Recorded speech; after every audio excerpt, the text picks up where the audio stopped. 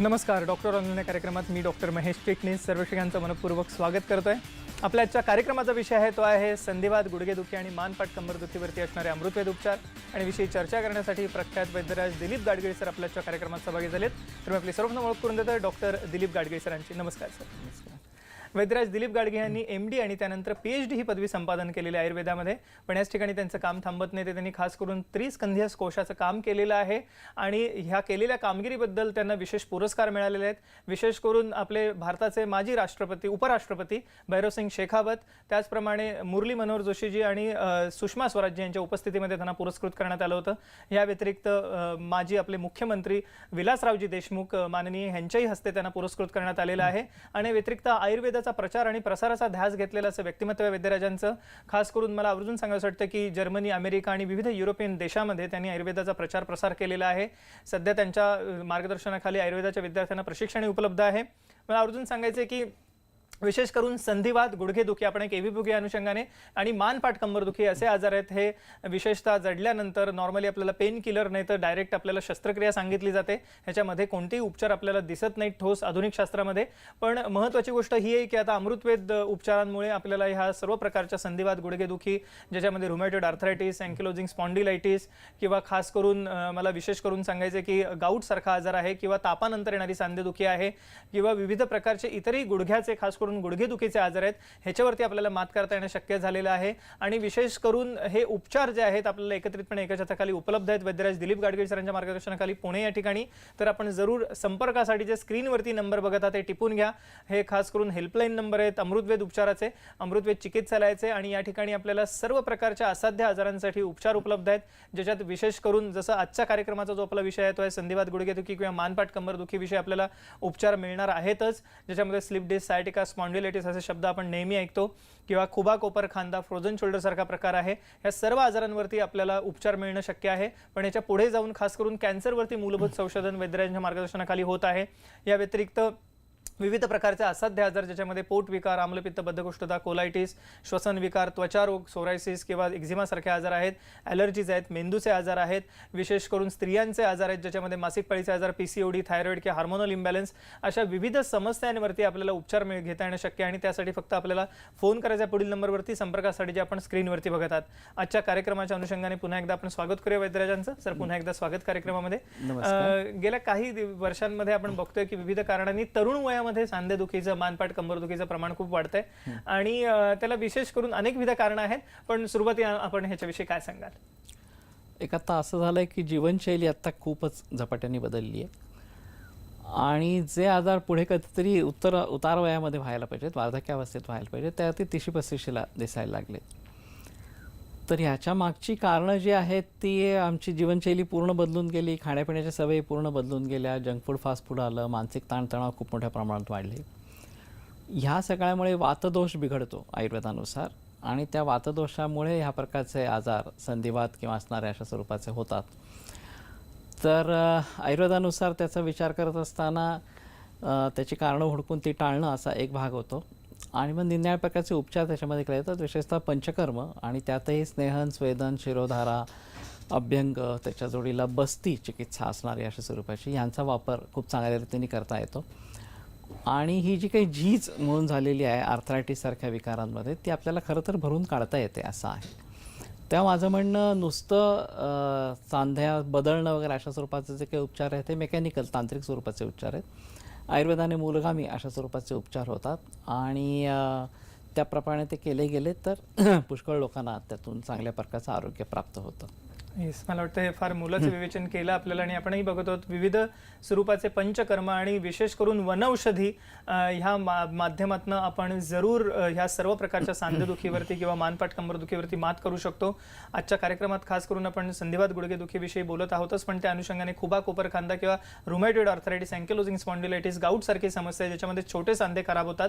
तर ह्या सांधेदुखीवरती सुद्धा मात करता येणं शक्य आहे. तापानंतर येणारी सांधेदुखी, स्त्रियांची सांधेदुखी, हाडांची ठिसूळता, ऑस्टिओपोरोसिस, मणके विकारांमध्ये स्लिप डिस्क, सायटिका, स्पॉन्डिलायटिस सारखे आजार आपल्याला दिसतात. ह्या विशेष करून यासाठी आपल्याला सर आपण आता सांगितलं की हे विविध स्वरूपाचे आजार जीवनशैलीशी निगडीत आहेत आणि दिसतातच आहेत. आपण सुरुवात संधिवात, गुडघेदुखीपासून करूया. ऑस्टिओआर्थरायटिस जो वयोमाना परत्वे होतो, तर आम्हाला सुरुवातीला त्याच्याविषयी सांगा. याच्यामध्ये हाडांची झीज अशा स्वरूपाची होते आणि मग ती हाडं एकमेकाला घासायला लागतात. त्यातलं वंगण नावाची गोष्ट कमी होते आणि मग त्याच्यामुळे दुखणं नावाचा भाग सुरू होतो. मग चालणं, हालचाली करणं या खूप कष्टप्रद होतात. तर या ठिकाणी अर्थातच ती झीज थांबवणं हा पहिला मुद्दा. तिथलं वंगण जे आहे पुन्हा आपल्याला त्याच्याकडे निर्माण करता येणं असणार अशा स्वरूपाचं आणि मग पुढे ते सांधे टिकवून धरता येणं, जेवढं आपल्याला जास्त टिकवता येईल अशा स्वरूपाचं. तर वार्धक्यावस्थेमध्ये हा आजार झाला तर एक वेळ ठीक आहे, पण हल्ली हा आजार 30-35ला पण होतो आणि अगदी सांधे बदलण्याखेरीज काही पर्याय नाही असं सांगितलं जातं. तर तशी खरं तर वस्तुस्थिती असायला नको. आम्ही वेळच्या वेळी जर काळजी घेतली या सगळ्या गोष्टींची तर ह्या गोष्टी टळू शकतात असं निश्चितपणे आहे. पण त्याच्यासाठी नियमाने अंगाला तेल लावणं अशी गोष्ट करणं गरजेचं राहील. आयुर्वेदामध्ये पंचकर्मामध्ये वातव्याधीसाठी म्हणून आलेला बस्ती उपक्रम, त्या तेलाचे काढ्याचे अशा स्वरूपाचे बस्ती आहेत, त्याचा फायदा होतो. जानुबस्ती असं एक प्रकरण करता येतं की गुडघ्याच्या ठिकाणी अशा प्रकारची वाटी करून त्यात तेल ठेवायचं अशा स्वरूपाचं. तर त्यांनी ते वंगण पुन्हा निर्माण व्हायला अशा स्वरूपाची परिस्थिती निर्माण होते. तर ह्या प्रकाराने संधिवात किंवा आता जो ऑस्टिओआर्थरायटिस, त्यात धातूंचा क्षय, अस्थिधातूचा क्षय झालेला आहे, त्याच्या बाबतीत करता येतं. त्याच्यामागे आणखीन एक महत्त्वाचं कारण हल्ली आहे ते म्हणजे व्हिटॅमिन D3ची कमतरता आणि त्याचं मूळ कारण शेतीमध्ये आहे. देशी गायी उन्हामध्ये हिंडत होत्या, त्यामुळे त्यांच्या दुधातून आम्हाला व्हिटॅमिन D3 मिळत होतं. त्यांची जागा संकरित गायींनी घेतली आणि त्यांना ऊन सोसत नाही, तर त्याच्यामुळे सूर्य हा मोठा सोर्स आहे व्हिटॅमिन D3चा, पण तो आमचा बंदच झाला. आपणही उन्हात जात नाही आणि गाई पण उन्हात जात नाहीत असणार अशा स्वरूपाचं. तर देशी गाईचं दूध तूप घेणं हे त्याच्यावरचं एक आणखीन चांगला अशा स्वरूपाचा उपाय आहे. आणि विशेषतः मेनोपॉजच्या वयामध्ये, पाळी जाण्याच्या वयामध्ये स्त्रियांमध्ये ऑस्टिओआर्थरायटिसचं प्रमाण वाढतं आहे. या ऑस्टिओपोरोसिस आधी होतो आणि मग ऑस्टिओआर्थरायटिस होतो. तर त्याच्यासाठी म्हणून पंचकर्म करून घेणं आणि देशी गाईचं दूध तूप वापरणं हा त्याच्यावरचा खूप चांगला फायदा होतो. ह्याच्यात औषधांचा सुद्धा सर काही रोल आहे का? गुगळ कल्पांविषयी मी नेहमी ऐकतो, काय नक्कीच आहे. तर विशेषतः निरनिराळ्या प्रकारचे गुगुळ आहेत, म्हणजे योगराज गुगुळ, महायोगराज गुगुळ किंवा द्वात्रिंशक गुगुळ अशा स्वरूपाचं किंवा त्रयोदशांग गुगुळ अशा स्वरूपाचं किंवा सिंहनाथ गुगुळ अशा स्वरूपाचं आहे. ते निरनिराळ्या वैद्यांच्या सल्ल्याने कुठल्या रुग्णासाठी काय योग्य आहे अशा स्वरूपाचा विचार करून घ्यायला पाहिजे. अर्थात यामध्ये मी असं नक्की म्हणेन की पथ्यापथ्य संकल्पना खूप महत्त्वाची आहे आयुर्वेदाची. धातुक्षयामुळे वाताचा प्रकोप होतो किंवा अवरोधामुळे, मार्गावरोधामुळे होतो, ते नीटपणे समजून घेऊन त्याला विरोधी अशा स्वरूपाची चिकित्सा करणं असं अपेक्षित राहतं. तर गुगुळामध्ये दोन्ही प्रकार सापडतात की काही गुगुळ अवरोध दूर करणं अशा प्रकारचं पण करतात आणि काही गुगुळ धातूंची वृद्धी करणारे अशा स्वरूपाचे पण आहेत. तर ते वैद्याच्या सल्ल्याने नेमका कुठला घ्यायचा असं ठरवावं आणि पथ्यापथ्य मात्र कसोशीने सांभाळायला हवं अशा स्वरूपाचं. ओके सर, हे आपण आता फार अमूल्य विवेचन केलं की औषधी आणि पंचकर्म यांच्या माध्यमातून आपण सर्व प्रकारच्या दुखण्यांवरती मात करू शकतो. खास करून ऑस्टिओआर्थरायटिस, हाडांची झीज आहेत, पण त्याच अनुषंगाने तरुण वयात होणारी जी संधिवात आहेत, ज्याच्यामध्ये रुमॅटॉइड आर्थरायटिस किंवा अँकिलोजिंग स्पॉन्डिलायटिस सारखे आजार आहेत, तर ह्याच्यामध्ये कशा रीतीने आयुर्वेदाचा दृष्टिकोन आहे, काय सांगता येईल? बरं, आमच्याकडे आमवात नावाचा एक आजार वर्णन केला आहे आयुर्वेदामध्ये. त्याच्यामध्ये आम नावाचा एक पदार्थ तयार होतो, जो विषारी पदार्थ आहे. खाल्ल्यानं अन्नाचं नीट पचन झालं नाही तर आम नावाचा विषारी पदार्थ शरीरामध्ये बनतो आणि तो आणि वात दोष असे एकत्र आले की आमवात नावाच्या व्याधीचा जन्म होतो. तर इथं जोपर्यंत आम्ही आमाची चिकित्सा करत नाही, ते टॉक्झिन शरीरातलं आहे ते दूर करत नाही, ते निर्विष करत नाही, तोपर्यंत वाताची चिकित्सा करता येत नाही. तर आता आर ए फॅक्टर किंवा CRP अशा स्वरूपाचे यासाठी केले जातात, तपासण्या केल्या जातात आणि पेशंट येतात ते जनरली सगळे सांधे सुजलेले आहेत, दुखतायत असणार अशा स्वरूपाचे. तर त्याला ट्रीटमेंटच्या बाबतीमध्ये कांजीधारा म्हणून एक खूप चांगला उपयोगी पडतो. वर्ण धारा करायची असणार अशा स्वरूपाची. पत्रपोट्टली किंवा वालुका पोट्टली स्वेद म्हणजे तापलेल्या वाळूने शेकायचा अशा स्वरूपाचे उपचार केले जातात आणि पुढे जाऊन बस्ती चिकित्सा ही त्याच्यासाठी खूप चांगली उपयोगी पडते. त्यामध्ये वैतरण बस्ती म्हणून एक प्रकार वर्णन केलं आहे, तर तो शोधन जातीचा आहे आणि विशेषतः आमवातासाठी जास्त चांगला अशा स्वरूपाचा उपयोगी पडतो. तर हे सगळे उपचार अर्थात वैद्याच्या देखरेखीखाली करायला लागतात, पण या सगळ्यांनी चांगला फायदा होतो असं निश्चित आहे. येस, आपण हे जाणून घेतोय आता सरांकडनं की कशा रीतीने ह्या खास करून औषधी आहेत आणि त्याच जोडीला पंचकर्माचा वापर आणि जीवनशैलीमधला बदल ह्या त्रिसूत्रीने मला वाटतं जरूर आपण विविध प्रकारच्या दुखण्यांवरती मात करू शकतो. पण इथेच थांबत नाही, तर मला आवर्जून सांगायचं आहे की हे जे अमृतवेद उपचार आहेत ज्याच्यामध्ये आपण पंचकर्म बघतच आहोत आत्ता, पण ह्या अनुषंगाने विविध प्रकारची वनौषधी आणि खास करून ह्याच्यामध्ये सुवर्णकल्प आणि विविध प्रकारच्या औषधांच्या वापराने आपण जरूर पुन्हा एकदा हाडांची झालेली झीज भरून काढू शकतो. संधिवाताचं गुडघेदुखीचं दुखणं आपण बरं करू शकतो की या त्या अनुषंगाने तरुण वयात होणारा जो संधिवात आहे ज्याच्यामध्ये रुमॅटॉइड आर्थरायटिस, अँकिलोजिंग स्पॉन्डिलायटिस, गाऊट सारखे प्रकार आहेत, तापानंतर येणारी सांधेदुखी आहे, चिकनगुनिया, डेंग्यू सारख्या आजारानंतर किंवा ह्याच अनुषंगाने सोरायसिस सारख्या आजारानंतर येणारी सांधेदुखी आहे, विविध इतर कारणांनी होणारी सांधेदुखी, ह्या सर्व प्रकारच्या सांधेदुखीवरती आणि मानपाट कंबरदुखीवरती आपण मात करू शकतो. फक्त या सर्व उपचारांचा लाभ घेण्यासाठी आपल्याला फोन करायचा आहे पुढील नंबरवरती. संपर्कासाठी आपण स्क्रीनवरती बघत आहात. आपण ही चर्चा अशीच चालू ठेवणार आहोत एका छोट्याशा विश्रांतीनंतर आणि जाणून घेणार आहोत विशेष करून मणक्यांच्या आजारांमध्ये काय उपचार आहेत एका छोट्याशा विश्रांतीनंतर.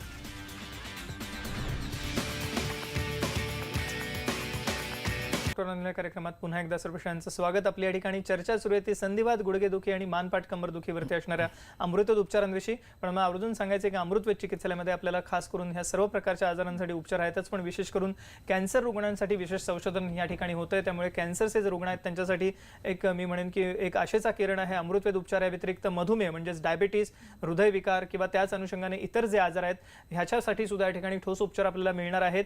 या व्यतिरिक्त खास करून आजच्या कार्यक्रमात आपण सांधेदुखी, मानपाट कंबरदुखीविषयी जाणून घेतच आहोत. स्त्रियांच्या विविध समस्या आहेत, मासिक पाळीचे आजार, हार्मोनल इम्बॅलन्स, थायरॉइड, पीसीओडी सारखे आजार आहेत, ह्याच ठिकाणी आपल्याला ठोस उपचार मिळणार आहेत. आणि ह्या अनुषंगाने विविध प्रकारचे दीर्घकालीन आजार आणि असाध्य रोग ह्याच्यावरती आपल्याला मात करता येणे शक्य. फक्त यासाठी आपण फोन करा पुढील नंबरवरती.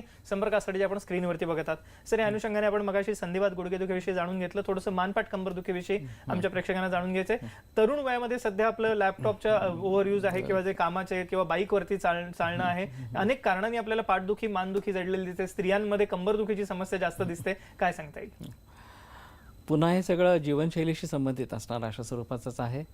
आणि जीवनशैली खूप हेक्टिक झाली आत्ताची, म्हणजे प्रत्येकजण वेळेच्या नुसार धावत सुटला आहे असणार अशा स्वरूपाचं. आणि त्याच्यातून हे निराळ्या प्रकारच्या समस्या निर्माण होतात. त्यात मानसिक ताणतणावांचाही संबंध खूप जास्त असणार अशा स्वरूपाचा आहे.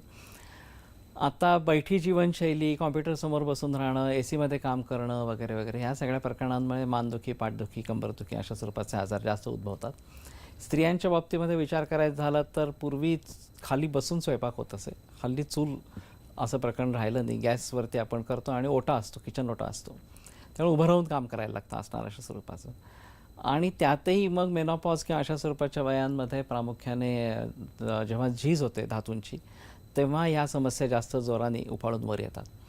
तर ह्याला सगळ्याला नियंत्रण ठेवायचं असेल तर वाताची चिकित्सा चांगली करायला पाहिजे. तर वात हा वृक्ष, लघु, शीत वगैरे अशा गुणधर्माचा असल्यामुळे त्याला उष्ण, स्निग्ध अशा प्रकारचे उपचार लागतात. तेव्हा तेल लावणं, शेकणं, किमान आंघोळीच्या आधी रोज सगळ्या अंगाला तेल लावायचं आणि आंघोळ करायची अशा स्वरूपाचं. आणि मग त्याच्या जोडीला जर पंचकर्मातलं बस्ती अशा स्वरूपाचं जर काम करून घेतलं किंवा मानदुखी, पाठदुखीसाठी नस्य हा एक चांगला पर्याय आहे, नाकामध्ये औषध घालणं, किंवा मन्या किंवा कटीच्या ठिकाणी बस्ती केला जातो, तिथं पाळं करून त्यात तेल घालायचं अशा स्वरूपाचा, असेही उपचार यामध्ये केले जातात. तर हे सगळे जर उपचार केले तर तिथला वात आटोक्यामध्ये राहतो, त्याचं शमन होतं आणि मग अर्थातच त्यामुळे वेदना थांबतात किंवा कमी होतात. तर ह्या सगळ्या गोष्टी निगुतीने करणं गरजेचं आहे. आणि त्याच्या जोडीला जीवनशैली सांभाळणं, योग्य वेळेला उठणं, वेगळ्या वेळेला झोपणं, योग्य वेळेला योग्य आहार अशा स्वरूपाचं घेणं, मानसिक ताणतणाव नसणं, असं सगळं जर झालं तर ह्या स्त्रियांच्या संदर्भातल्या म्हणा किंवा मानपाठदुखीच्या संदर्भातल्या समस्या पण दूर होतात. यातलं एक अँकिलोजिंग स्पॉन्डिलोसिस म्हणून प्रकरण आहे, ऑटोइम्यून डिसऑर्डर्स या सदरामध्ये मोडतो. आणि हा जरा किचकट असणार अशा जर बांबू स्पाईनसारखं किंवा तो ताठकणा होता असणार अशा स्वरूपात हालचाली खूप अवघड जातात. तर इथेही पुन्हा वाताचाच विचार करायला लागतो. आणि आमच्या दृष्टीने स्तंभ अशा स्वरूपाचं त्याचं लक्षण आहे. त्यामुळे स्नेहनस्वेदन ही चिकित्सा खूप महत्त्वाची ठरते. फक्त प्रत्येक रुग्णाची कंडिशन बघून काय प्रकारचं पोट्टली वापरायची किंवा चूर्ण पोट्टली करायची, पत्रपोट्टली करायची का पिंडस्वेद करायचा वगैरे वगैरे अशा स्वरूपाच्या गोष्टी अवलंबून राहतात. पण हे सगळं केलं गेल्यानंतर निश्चितच त्याचा फायदा रुग्णाला दिसतो आणि वेदना कमी होणं आणि एकंदर आयुष्य सुखावं होणं अशा प्रकारची गोष्ट नक्की घडून येऊ शकते. येस, आपण हे जाणून घेतलं की विविध प्रकारचे हे जे उपचार आहेत, ज्याच्यात वनौषधी, पंचकर्म, विविध उपचारांनी आपण दुखण्यावरती तर मात करताच, पण त्याच अनुषंगाने आपल्याला आयुष्य जगण्याचा आनंद पुन्हा मिळवायचा असेल, क्वालिटी ऑफ लाईफ, आयुष्याची गुणवत्ता वाढवणारे असे हे उपचार आहेत असं म्हणायला हरकत नाही. आणि ज्याच्यामध्ये आपण विना शस्त्रक्रिया ह्या सर्व प्रकारच्या दुखण्यावरती मात करू शकता. मग ज्याच्यात संधिवात, गुडघेदुखी किंवा मानपाट कंबरदुखी आहेत, ज्याच्यात विविध आजार आपल्याला दिसतात. तापानंतरची सांधेदुखी आहे, सोरायसिस नंतरचा संधिवात आहे, किंवा खास करून रुमॅटॉइड आर्थरायटिस, अँकिलोजिंग स्पॉन्डिलायटिस, गाऊट सारखी समस्या आहे. आणि या व्यतिरिक्त स्लिप डिस्क, सायटिका आणि विविध प्रकारचे इतर मानपाट कंबरदुखीचे आजार आहेत, ह्याच्यावरती आपल्याला मात करता येणं शक्य आहे. स्त्रियांसाठी खास करून विशेष उपचार आपल्याला मिळणार आहेत, ज्याच्यामध्ये हाडांचे विकार किंवा हाडांची ठिसूळता ही आपल्याला कमी होऊन या वनौषधींद्वारे किंवा खास करून पंचकर्माद्वारे आपण नैसर्गिकरित्या खास करून ह्या सर्व दुखण्यांवरती मात करू शकतो आणि आयुष्य जगण्याचा आनंद पुन्हा एकदा मिळवू शकतो. ह्या व्यतिरिक्त विविध प्रकारच्या असाध्य आजारांसाठी अमृतवेद उपचार आपल्याला उपलब्ध आहेत. फक्त त्यासाठी आपल्याला फोन करायचा आहे पुढील नंबरवरती. संपर्कासाठी आपण स्क्रीनवरती बघत आहात. आपण ही चर्चा अशीच चालू ठेवणार आहोत आणि पुढे जाणून घेणार आहोत इतर आजारांविषयी उतार वयातल्या, पण एका छोट्याशा विश्रांतीनंतर. नमस्कार, डॉक्टर अनन्या कार्यक्रमात पुन्हा एकदा सर्वांचं स्वागत. आपली या ठिकाणी चर्चा सुरू आहे ती संधिवात, गुडघेदुखी आणि मानपाट कंबरदुखीवरती असणाऱ्या अमृतवेद उपचारांविषयी. आणि मला सर्वच प्रेक्षकांना आवर्जून सांगायचं आहे की अमृतवेद चिकित्सालयामध्ये आपल्याला आता खास करून वैद्यराज दिलीप गाडगे यांच्या मार्गदर्शनाखाली सर्व प्रकारच्या असाध्य आजारांसाठी उपचार उपलब्ध आहेत.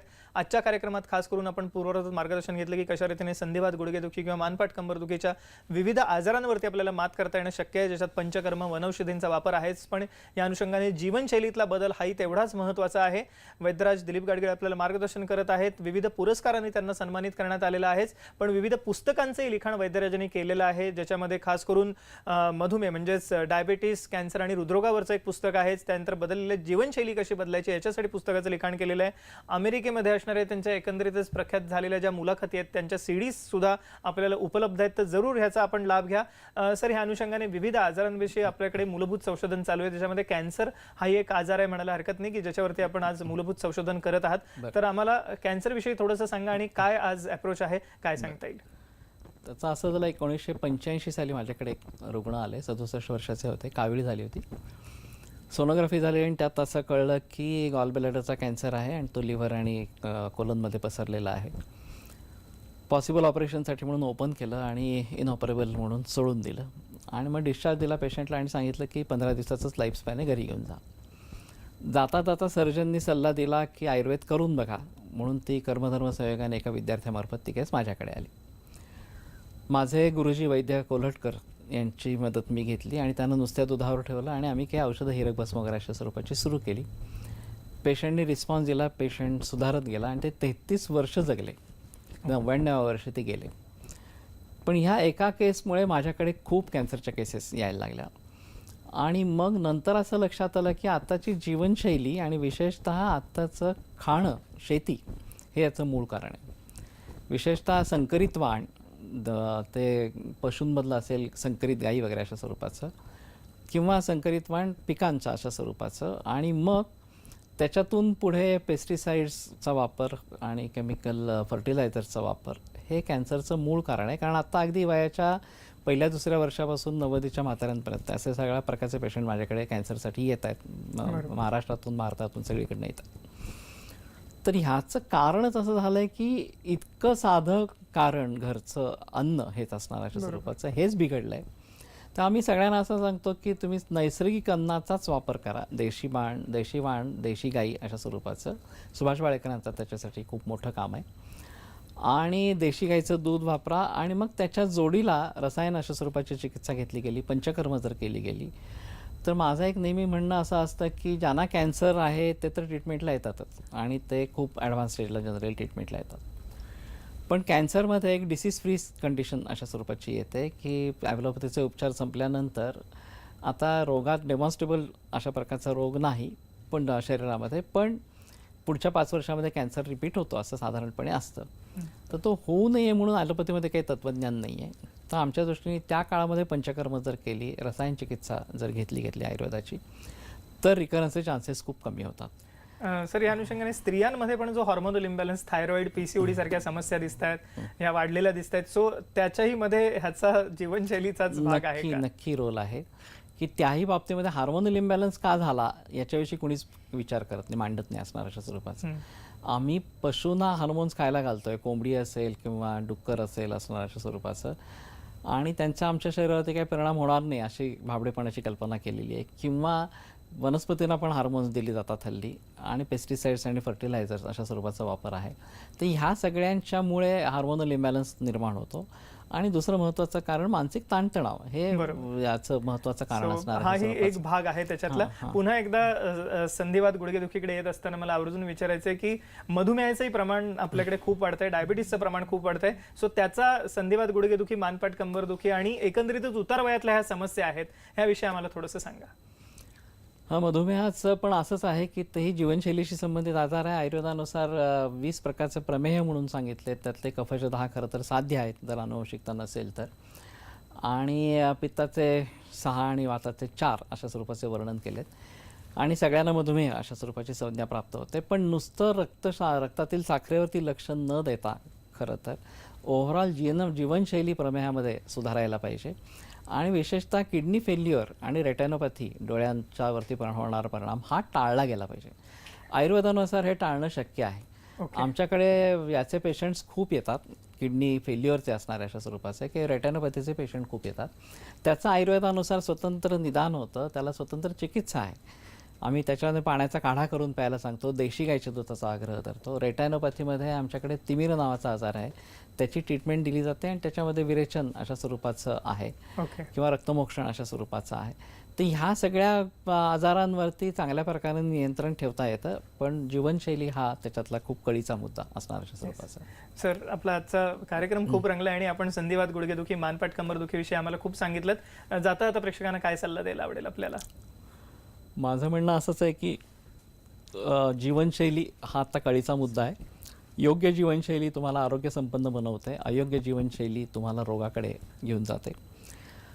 तर पहाटे लवकर उठणं आणि रात्री लवकर झोपणं, रात्रीचं जेवण हलकं आणि लवकर घेणं, झोप चांगली होणं, विश्रांती व्यवस्थित असणं, आणि त्याच जोडीला नियमित व्यायाम आणि योगासनं अशा स्वरूपाचं असणं, असं जर केलं तर आपण आरोग्यसंपन्न दीर्घायुष्य प्राप्त करून घेऊ शकू. हाच माझा सल्ला आहे. येस, त्यामुळे आपल्यालाही जर का दीर्घायुष्य आणि तेही आरोग्य संपन्न हवं असेल तर जरूर वैद्यराजांच्या सल्ल्याचं पालन करा. या व्यतिरिक्त कोणतेही आजार असो, आपण जरूर पुढील नंबरवरती फोन करू शकता. सर्व प्रकारच्या असाध्य आजारांसाठी या ठिकाणी अमृतवेद उपचार आपल्याला उपलब्ध आहेत. फक्त त्यासाठी आपल्याला फोन करायचा आहे पुढील नंबरवरती. विशेष करून आजच्या कार्यक्रमात आपण संधिवात गुडघेदुखी, मानपाट कंबरदुखीविषयी मार्गदर्शन घेतलं. तर विना शस्त्रक्रिया आपल्याला ह्या सर्व आजारातून मुक्त होणं शक्य आहे. फक्त त्यासाठी आपल्याला कॉल करायचा पुढील नंबरवर. संपर्कासाठी आपण स्क्रीनवर बघतात. सर, आपण आमच्या कार्यक्रमात सहभागी झालात आणि अमूल्य मार्गदर्शनाचा प्रश्न केलं त्याबद्दल मनपूर्वक आभार. धन्यवाद. नमस्ते.